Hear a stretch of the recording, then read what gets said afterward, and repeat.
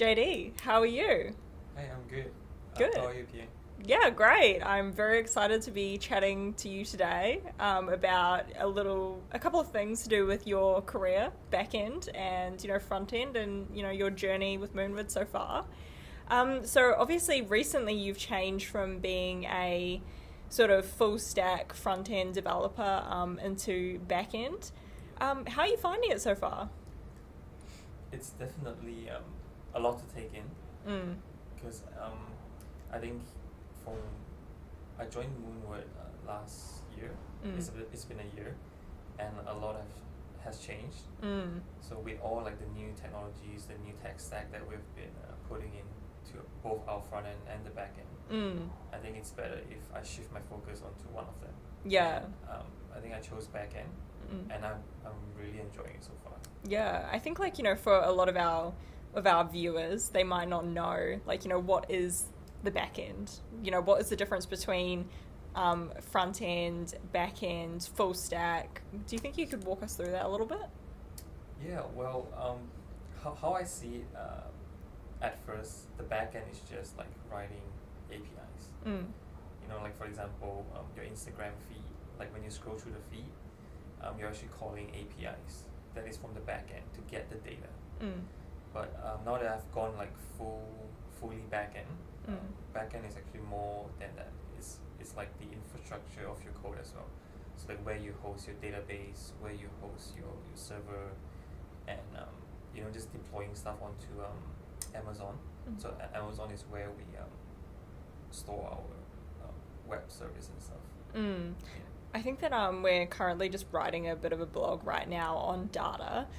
Did you kind of want to break down what data looks like in an app? Break down the data. Well, I guess how we're storing it is, for example, Instagram. Mm.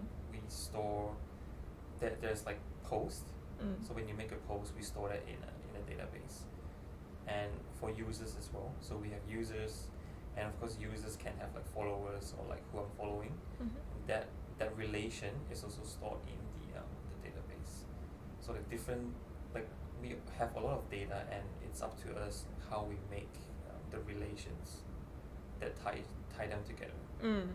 So a good example of that could be, you're a user and you follow another user, and then, as a user would make posts, and then another user that follows you would like your post, and that's what you're kind of talking about there with all the relations. Yeah, and the interesting part is it's bi-directional, or it could be single direction as well. So for example, for Instagram, if I follow you, you can choose not to follow me.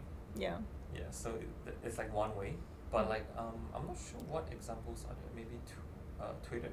Yeah, Twitter. Oh no, sorry, Twitter does the same thing. But I think for our new app that we've been working on, Suggestify, it's a mutual agreement. So if let's say I sent a connection to you and you accept, that means we both follow each other. Yeah, so it's interesting how we can make it single direction or bi-directional. Yeah, and I think something interesting that I've been talking about recently as well is that's an example of good databases and good relational databases and stuff like that.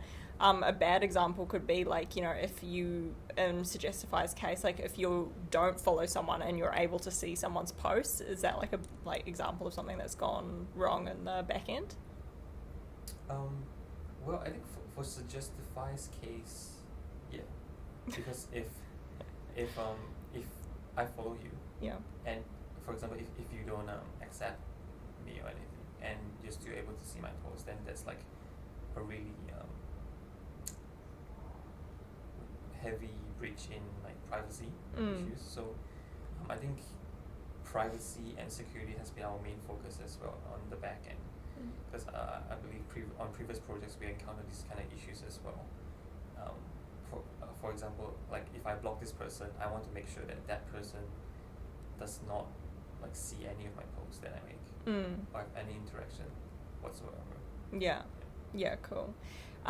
So what does a full stack developer do then? So obviously we've got the back end developer, which deals a lot with the relational databases, and as you said, like deploying to AWS, and all those sorts of things as well. What's the kind of like full stack situation? Yeah, well, I guess full stack does front end and back end. So back end, which we already talked about, like focuses more on like data storing, API, and securities. So for the front end, well, what I would like to focus on, or what I would like to think of front end does well, is creating nice interfaces for the users to see.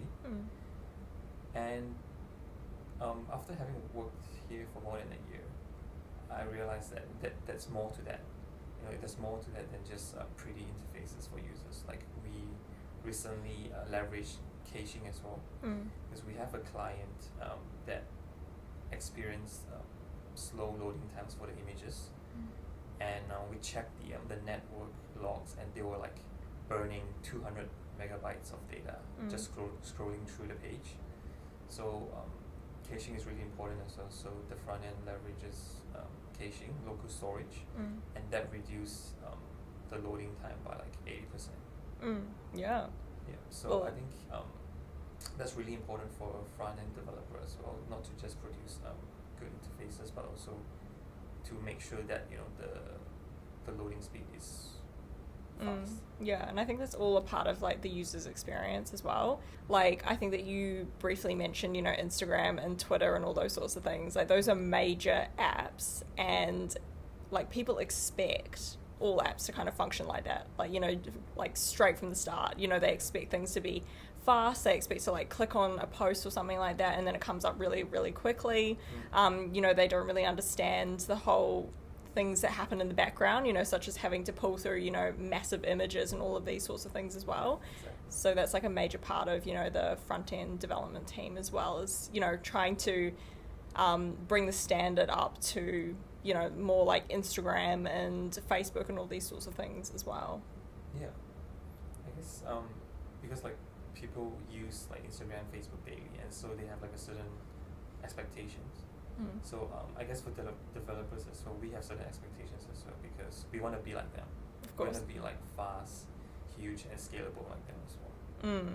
Yeah, and I think that that's been like a real big focus, at Moonward, especially for this year since you've joined too.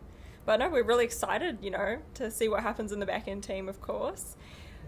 So Jeffrey, let's talk a little bit about like, how you like got into development, and how you kind of started on your developer journey.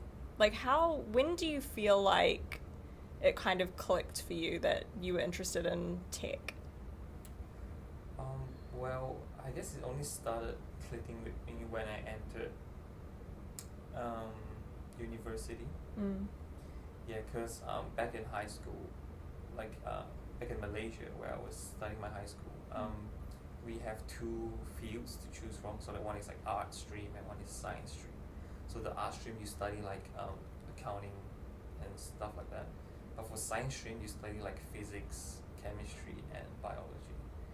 So at the time I was really interested in like math and science, so I chose the science stream. And not a big fan of biology though. I am. But anyway, so after having studied like science stream and like I graduated from high school, I had quite a tough time figuring out what course I want to take, because I come from an Asian family background, so like their mindset is to just keep pursuing your studies, so like there's no break in between. You study your high school, graduated, immediately go into university, hopefully a law, doctor, pharmacist course. But so I was kind of heavily influenced by that, but I had a tough time figuring out what I wanted to do. So I think at the time my top 3 choices was like logistics, computer science, and civil engineering. So but eventually I decided, computer science is probably my go-to. Yeah, I think definitely from, having these chats and stuff like that, it's always interesting to see how many people have come from, that math sort of background, and people who have been really interested in doing math. And something that I've like spoken about recently is, you know, I feel like it takes a very like logical brain, you know, to actually enjoy, you know, code and all of these sorts of things, because it is kind of black and white, even though you can kind of be creative, like, you know, and all of these sorts of things as well. It's like, you know, does it work? Yes or no? So I know that that like really appeals to like those more mathematical, like STEM brains too. So you started doing computer science. Did you start that in Malaysia? Yeah, so I actually went to a local Malaysian university. Well, it's not actually computer science, but like a Bachelor of IT. So I was actually pursuing my bachelor's in Malaysia. So I initially wanted to go overseas, like after high school, go overseas. But unfortunately, my grade wasn't good enough. So like I studied in a local Malaysian university for 2 years. Yeah. And for the final year, my institution had a a transfer program. Oh, cool. Yeah, with a few Australian universities, and I was like, at the time I was like, oh, University of Queensland, top 50. It must be good. So yeah, I applied and I got accepted, and I came to Australia to study for my last year of bachelor's at UQ. Yeah, that's so cool. I feel like we've definitely spoken to a couple of people who have come through, like, you know, the code academies, but we haven't really talked to, you know, many people who have, like, you know, formally studied through, you know, universities and stuff like that, because there's obviously so many different ways to become a developer. Like, how did you find, you know, your studies? Well, it's not only like until I finished my bachelor's that I found out that what they teach in UQ is more theoretical. So you learn like a bunch of theories, but not actually like too practical, I would say. There are some, but I just feel like it wasn't enough for me to get into the real world immediately. Yeah. So by the way, I actually studied my master's as well. Oh, yeah. Yeah, of computer science.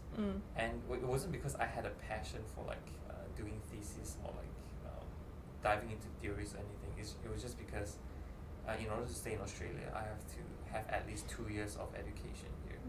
Yeah, so I only did 1 year of my bachelor's.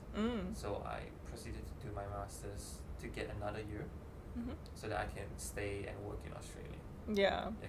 So anyway, moving on, I graduated in my master's, and it's time to apply for jobs.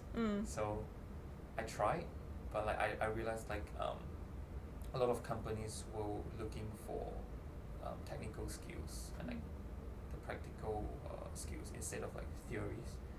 So I had a hard time, and during that time it was just during the COVID lockdown. So I had to do something. So I just went online, be it YouTube or Udemy, and I actually like purchased some courses, like how to write code courses, and I actually found out it was really useful. Like a 5-hour course is much better than what I actually studied at uni. Yeah. In terms for me. Yeah. Yeah, I think that's definitely something that we've found as well. Like, you know, when we kind of look to hire people into like development jobs, pretty much straight out of university. I know that like the universities do try really hard. Like, you know, they give them, you know, these capstone projects. I don't know if you were involved in something like that.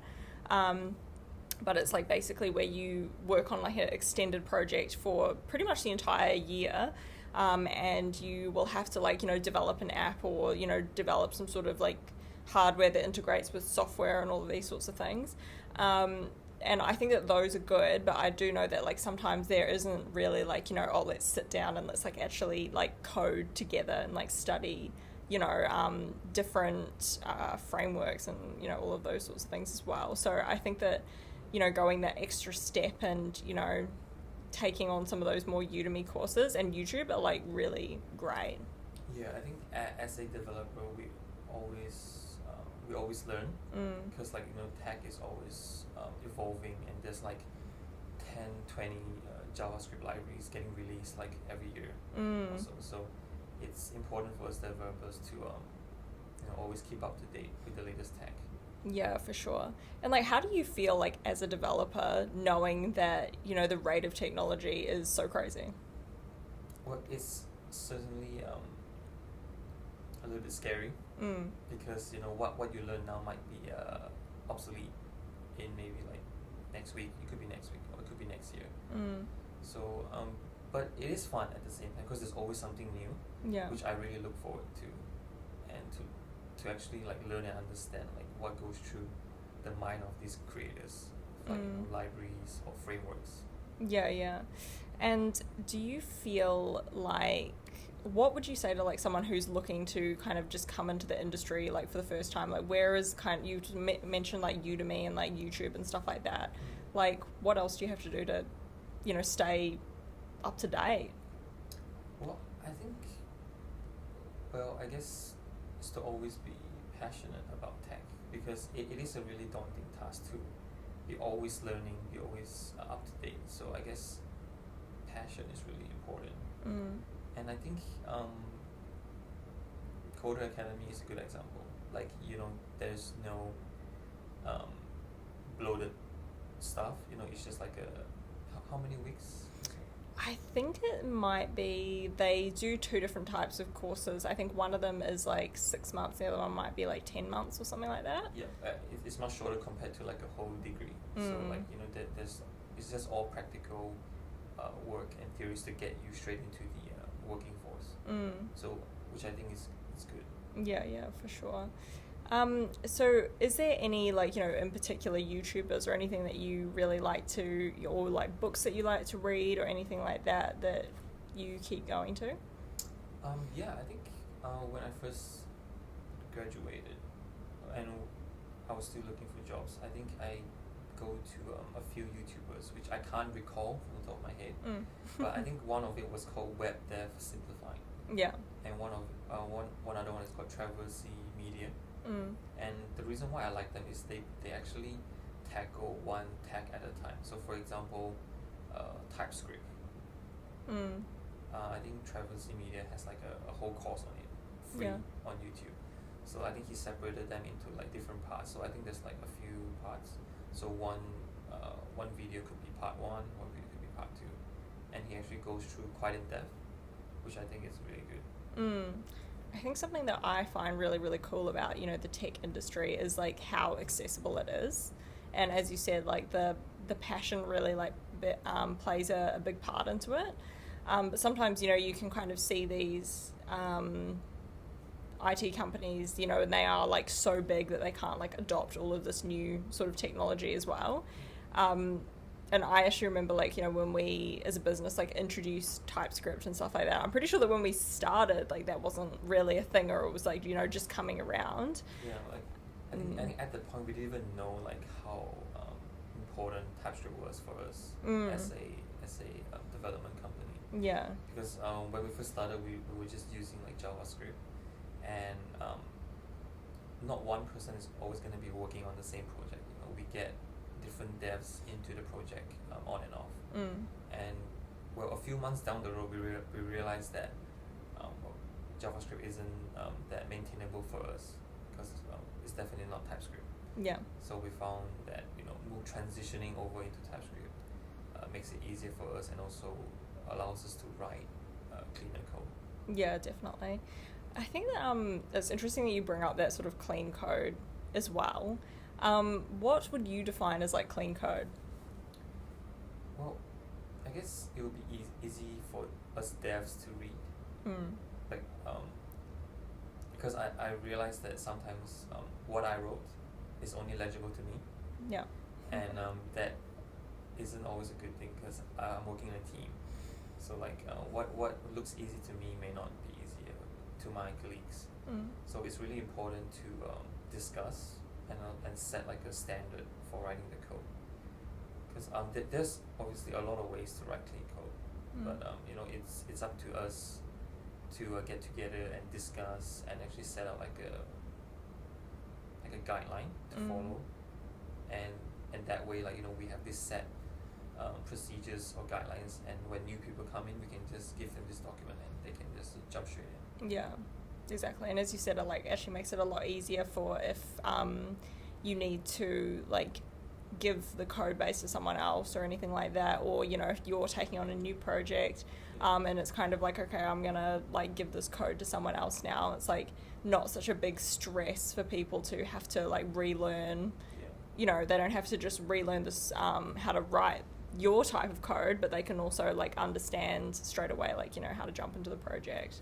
Yeah, and that really makes a big difference from what I've experienced. Because I recently jumped into a project that I have not touched in 3 months, and that was actually like written in TypeScript, and the guidelines were all followed, and it was really easy for me to just, you know, jump in, make a fix, and I'm done. Yeah. Whereas you know, previously it was such a hassle. Like I have to talk to the previous devs, like, you know, what is this? What is this, sir? Yeah. And I think it's good because we actually locked down the tech stack that we have. Because previously nothing was set in stone, because we were just starting out. So if you're a backend dev, you can actually choose whatever framework that you want. So I can write in, you know, JavaScript in Node, and you'll be fine. And I think one of our ex-colleagues actually wanted to write in Java. Yeah. So which is a really big difference compared to what we wrote. So now we're using Nest.js, so which is a TypeScript framework. Yeah. And now that we know, we're actually going to be using that for all subsequent projects, which is good because, you know, it's going to be standardized and everyone can just dive in straight away. Yeah, and I think this is a really important point as well, because I think that from a client point of view, like they don't always understand, like, you know, the benefit of having, you know, the clean code, of having things, you know, written in such a way that like other developers can understand it. And I definitely know that when we've taken on like clients who've got like stuff done offshore, it's massive for us sometimes. And I think that, you know, clients are just like, oh, like, you know, oh, it's just code, like, you know, just pick it up and, you know, run with it. And it's just like, sometimes it's easier to just rebuild it like entirely, because if we don't have an understanding of it and it's not well documented, as you said, it's like basically a completely different language. Yeah. I guess the word I would use is technical debt. So I think for some of our projects we're experiencing that because of what was wrote in the past. So for example, you know, this backend was wrote maybe 8 months ago. Yeah. And now the client requested a new feature, and we found that, you know, this whole backend is not maintainable anymore. It's not scalable, and we're actually spending our time and resource like rewriting the code that actually does the same thing. Yeah. So the client doesn't necessarily see any changes, because what they see is just the front end. Yeah. And technically it looks the same, but like the back end code is like, you know, much cleaner now and much more better and more maintainable. Yeah, definitely. I think that it's something that, you know, when people get an app or like, you know, any sort of software product as well, it's something that they don't really see is like, you know, all of that, the stuff in the back end, you know, like, and you'll just see the front end. It's like, oh, this is amazing, like, you know, and it's fast and it, you know, pulls this and it like does all this sort of stuff. But, you know, as you said, being able to like have code that is really clean and maintainable is so important from a developer point of view, because it means that, you know, you can, as you said, diagnose like bugs much easier. Like you can go in and like add new features so much quicker. It can be shared around a team so much easier, and, you know, hopefully if it could be transitioned to another team, like, you know, much nicer as well, like if it's really clean and, you know, the documentation is up to scratch as well. Yeah.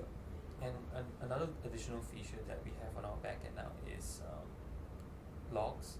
So well, logs is basically just logs are basically just like logging what is sent or what happens in the backend. So it helps us to diagnose what went wrong easier, for example, in the production database. or in a live environment something went wrong. Yeah. And we can just check the logs to see like which API call or like where the error happened. And this also comes into like the role of a backend, I guess, which is to have a good infrastructure. So we're actually leveraging a Amazon Web Service, Cloudwatch. Yeah. So we can write some backend code to like send the log to the AWS console, and the console is basically just a UI admin panel, so we can actually see in a legible manner on what went wrong. Yeah. So that helps us to improve in efficiency, and also like speed in how we diagnose and solve the problem. Yeah, definitely. And I think that I've put together like a little blog on this recently, but especially around that Cloudwatch. It's another like really interesting part of technology, especially like, you know, when you dive into the AWS sort of side.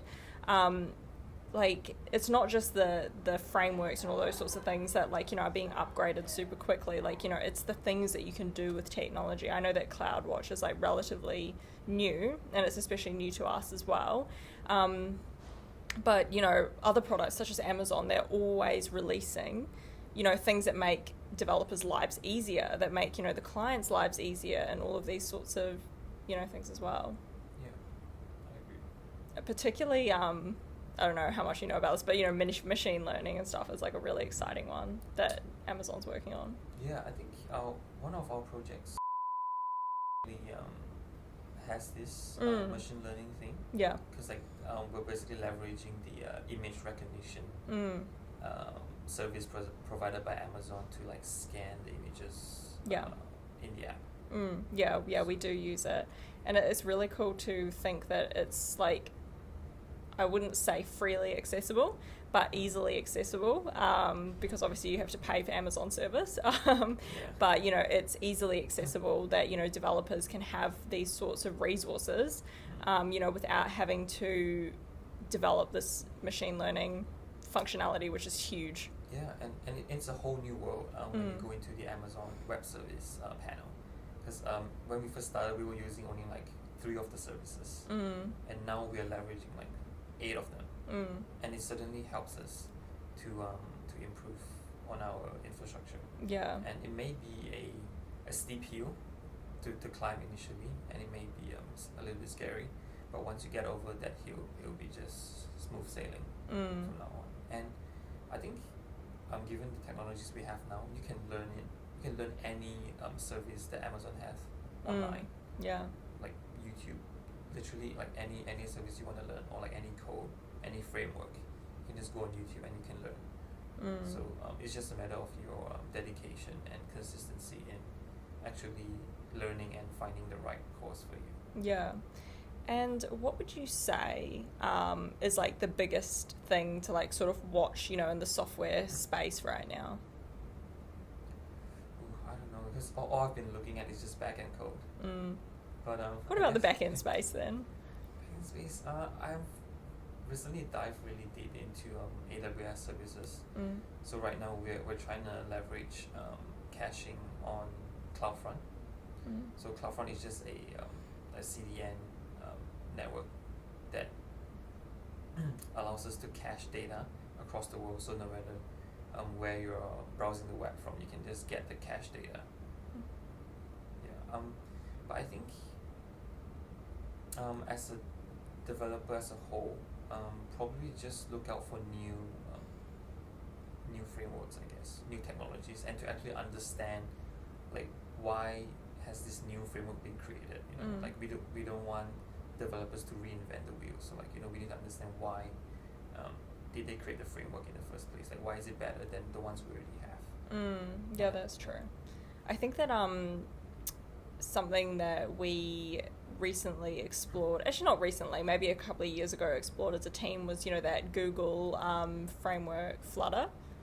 Like, you know, and I think that Flutter to me is like a good example of like a framework that kind of came in and it was just like, oh my god, this is the next best thing, like, you know, and stuff like that. And it's really like taken a very slow growth, and I don't even know what's going to happen with it, like, to be honest.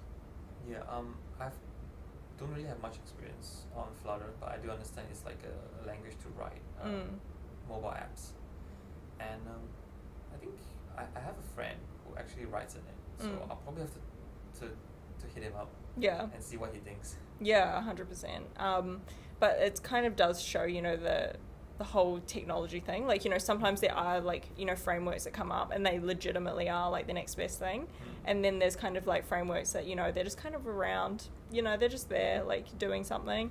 And they're just growing slowly but steadily. And it's good to, you know, keep them in your peripheral vision.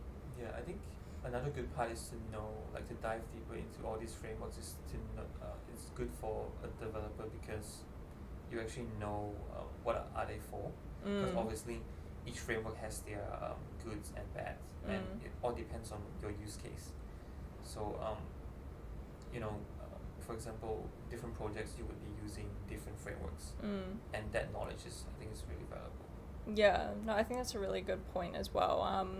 Something that we've been diving into a lot more as a team, as well as, you know, the native apps, which is really exciting. The one that was using machine learning is actually a native app as well. And we're obviously developing like an internal product, Fault. But even when you go into like native frameworks, that's like where you can kind of unlock like a whole different like ball game. It's just crazy. Yeah, I'm really keen to dive into it in the future. But, yeah, because I think right now it's a bit too much to take in, because obviously if we go native, we have to cater to two different operating systems. So one is iOS, one is Android. Yeah. So yeah, it'll be really interesting. Yeah, no, very, very interesting. So, Jeffrey, what would you say, considering all the conversations that we've had about, you know, the complexity of development, you know, the rate of technology, and all the learnings that need to be done, like, what would you say to someone who's maybe, like, looking to build an app themselves or looking for a development team to build it? Well, I guess if you're starting off building the app by yourself, definitely don't be afraid. Always... because I think there's always a solution for everything. So, you know, be it you take a course at Coder Academy, you take a course online, or even just browsing through YouTube, you can definitely find the solution. And I believe it's just a matter of time. So if you keep it consistent, you know, even just 1 to 2 hours a day, just slowly digest the information given, and you'll be on your way in no time. Yeah, cool. And like, what would you say, you know, for someone who's looking to pick a development team, you know, if they're not going to build their own app, what would you say to someone who's like looking to pick a team? Well, I guess definitely pick a team that is passionate, that knows what they're talking about, I guess. And I feel like if the dev team is like good, they would propose solutions or suggestions rather than just taking in whatever you said and you know, just doing it. Because I believe when a person pays for a dev team, they are paying for their suggestions as well and their feedback, because like, they know what is you know, what is the more important one, or like what is doable and not doable. Yeah. So yeah, I think that's really important as well. It's just opinions and suggestions. Yeah, that's true. I think that we sometimes when people like, you know, look for a development team, they kind of are just looking for like yes men, you know, people to just kind of be like, yes, like, you know, we can implement this and all of these sorts of things, but without understanding, you know, the complexity of development, you know, the back end, the front end, like, you know, the integrations and all these sorts of things. Sometimes something that seems very simple on the surface can actually really like bloat a project, and as you said, like put a software product into like some considerable tech debt as well, which is not great. Yeah, and I think as for mobile apps, there's always like room for improvements for sure. Like, you know, Facebook, Instagram, they release like a new app version like probably a few times a day. So I guess when you first start off, you can probably just focus on the main aspects of the app.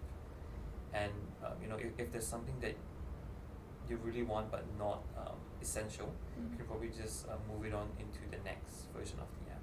Yeah, definitely. I think that well, I know that, you know, Instagram and YouTube, Facebook, all of these sorts of ones, like, they have major infrastructure, like, you know, even, you know, they've got major teams and all of these sorts of things as well, and they have teams that, you know, are literally just working on, like, you know, the liking of a post and stuff like that. And as you said, they are doing a lot of releases every single day, and that's just kind of the nature of software as well, is that, you know, you take all of these learnings, you know, and you kind of look to improve the products with time. Well, thank you very much for your time, Jeffrey, today. It was good to, you know, talk about things like a little bit more technically, which was good. What would you say, you know, to someone who's looking to become like a back-end developer, and they're just like, you know, in the very early stages of their journey?